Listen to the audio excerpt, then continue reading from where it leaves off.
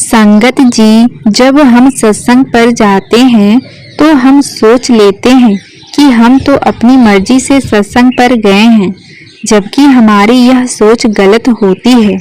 बाबा जी जिसको बुलाते हैं सिर्फ वही सत्संग घर तक पहुंच पाता है।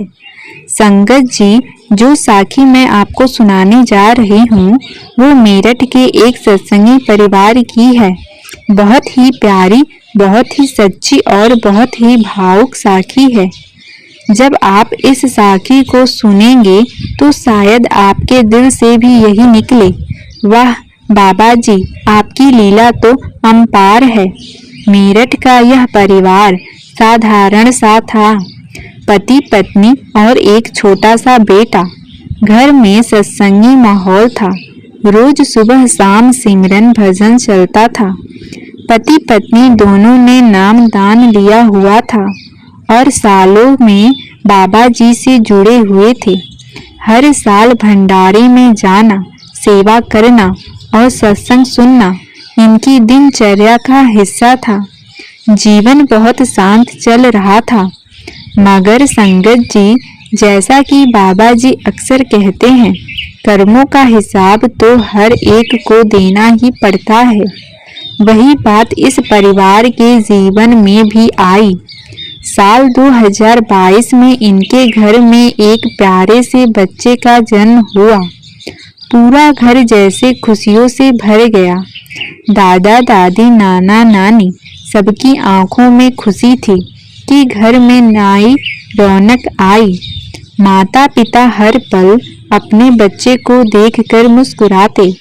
हर दिन बच्चा कुछ नया करता तो सब हंसते, खिलखिलाते। लेकिन संगत जी, वक्त जैसे जैसे बीतने लगा, एक बात धीरे धीरे उनके दिल को परेशान करने लगी। बच्चा 1 साल का हुआ, फिर 1.5 साल का, फिर 2 साल का, मगर एक भी शब्द नहीं बोल पा रहा था। बाकी बच्चों की तरह मम्मा पापा तक नहीं।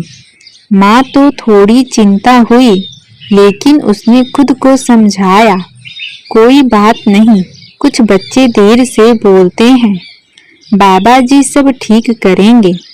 फिर एक दिन बच्चे के पिता ने गौर किया कि बच्चा तेज आवाज सुनकर तो देखता है, लेकिन जब कोई सामान्य आवाज में बुलाता है तो वह बिल्कुल प्रतिक्रिया नहीं देता, जैसे कि उसने सुना ही नहीं। अब चिंता बढ़ी।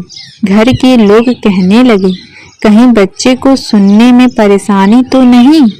डॉक्टर को दिखाया गया। जांच के बाद डॉक्टर ने कहा, आपके बच्चे की सुनने की शक्ति कमजोर है, इसलिए वो बोल नहीं पा रहा। इलाज लंबा चलेगा, सालों लग सकते हैं।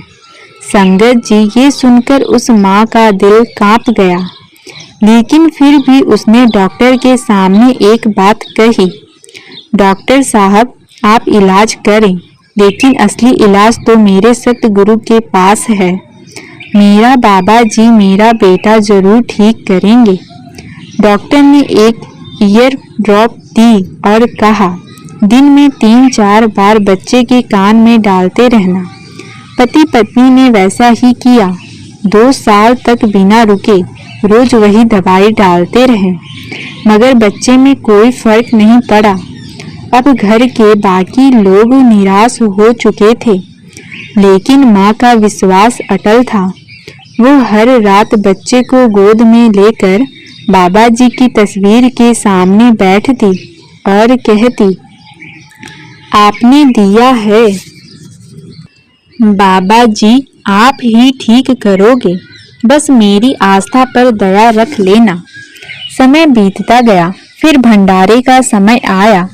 इस परिवार ने तय किया कि इस बार बाबा जी के दर्शन जरूर करने जाएंगे। उन्होंने सोचा, हम हर साल जाते हैं, पर इस बार दिल में एक खास अरदास लेकर जाएंगे। 2 महीने पहले से तैयारी शुरू कर दी। बच्चे के कपड़े, दवाई, सब चीजें रख ली। गुरुवार सुबह करीब 11 बजे वह मेरठ से अपनी गाड़ी में रवाना हुए। रास्ते में भजन बज रहे थे। हवा में एक शांति थी। माँ बार बार बच्चे के सिर पर हाथ फेर कर कहती, देखना बाबा जी बुला रहे हैं, इस बार सब ठीक हो जाएगा। रात करीब 11 बजे वो दिल्ली के भाटी डेरा पहुँचे। वहाँ का नज़ारा देख के उनका मन खुश हो गया। चारों तरफ संगत थी, प्रेम का माहौल था, सेवा चल रही थी। जो भी बाबा जी के दर पर आता उसका मन हल्का हो जाता। लंगर खाने के बाद जब माँ ने बच्चे को सुलाने की तैयारी की तो उसने बैग खोला ताकि दवाई निकाल सके, लेकिन जब बैग खोला तो देखा दवाई तो घर पर ही रह गई थी। अब पिता घबरा गया। अरे अब क्या होगा? दवाई के बिना बच्चे को तकलीफ होगी। माँ ने शांत स्वर में कहा, घबराओ मत, जिसने हमें यहाँ तक बुलाया है वही सब संभालेंगे। पर पिता को चैन नहीं था।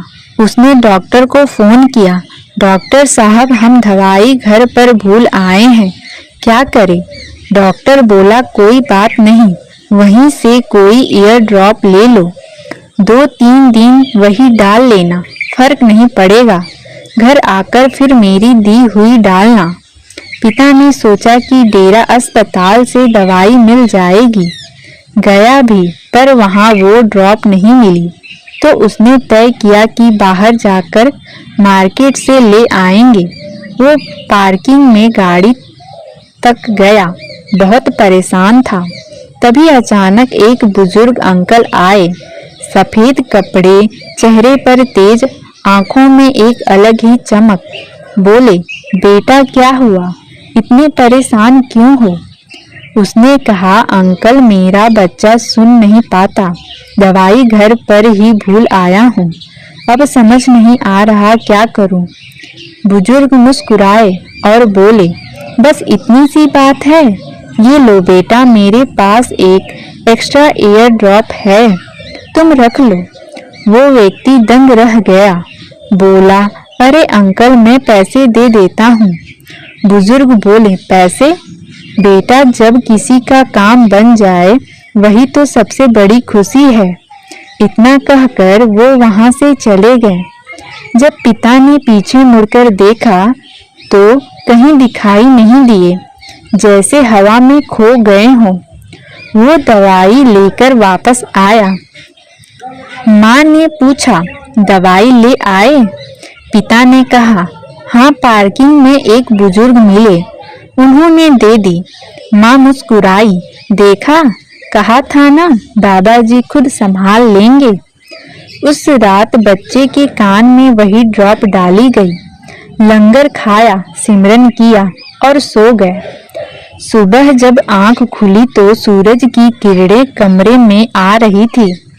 माँ ने देखा कि बच्चा जाग चुका है। उसने धीरे से बच्चे को पुकारा, बेटा। बच्चा उसकी तरफ देखने लगा। माँ की सांस थम गई। उसने फिर कहा, मम्मा। बच्चा फिर उसकी तरफ देखा और हल्के से मुस्कुराया। संगत जी, उस पल माँ फूट फूट कर रो पड़ी, पर वो आंसू दुख के नहीं, कृतज्ञता के थे। उसने बच्चे को सीने से लगाया और बस एक ही बात दोहराने लगी, शुक्र है बाबा जी, शुक्र है बाबा जी। पति ने देखा तो वो भी भावुक हो गया। दोनों ने बच्चे को परखा, धीरे धीरे आवाजें निकाल कर देखा, ताली बजाई, नाम लेकर पुकारा और हर बार बच्चा रिएक्ट कर रहा था।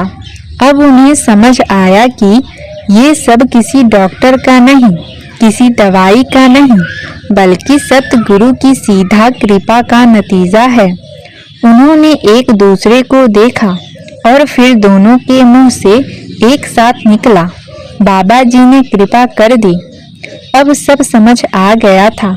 वो दवाई घर पर रह गई थी क्योंकि बाबा जी ने खुद वो कारण बनाया। पार्किंग में जो बुजुर्ग मिले वो कौन थे? अब ये सवाल नहीं रहा, जवाब खुद सामने था। वो कोई और नहीं, खुद सतगुरु ही किसी रूप में आए थे। उस दिन के बाद से बच्चे की सुनने की शक्ति सामान्य हो गई। कुछ ही हफ्तों में उसने बोलना भी शुरू कर दिया। माँ कहती है, अब मेरा हर दिन बाबा जी की मर्जी से चलता है। जब वो मुस्कुराते हैं तब मेरा बच्चा भी हंसता है। संगत जी, यही तो सतगुरु की लीला है। जब वो कृपा करते हैं तो सब कुछ बदल जाता है। कभी कभी हम सोचते हैं कि क्यों ऐसा हुआ, क्यों दवाई भूल गए, क्यों तकलीफ आई, लेकिन असल में हर बात में कोई गहरी मंशा होती है। वो हमें परखते हैं, हमारे विश्वास को आजमाते हैं, और जब देखते हैं कि बच्चा भरोसे में अडिग है तो फिर अपनी झोली से कृपा बरसा देते हैं। संगत जी, यही कारण है कि बाबा जी हमेशा कहते हैं, तू चिंता मत कर, जो कुछ भी हो रहा है वो मेरे हुक्म से हो रहा है। अगर हम हर परिस्थिति में यह सोच लें कि जो हो रहा है वो अच्छा हो रहा है तो मन शांत हो जाता है। वो माँ आज भी हर सत्संग में जाती है। जब भी कोई परेशान साधक मिलता है वो यही कहती है, बस भरोसा रखो, बाबा जी कभी देर नहीं करते।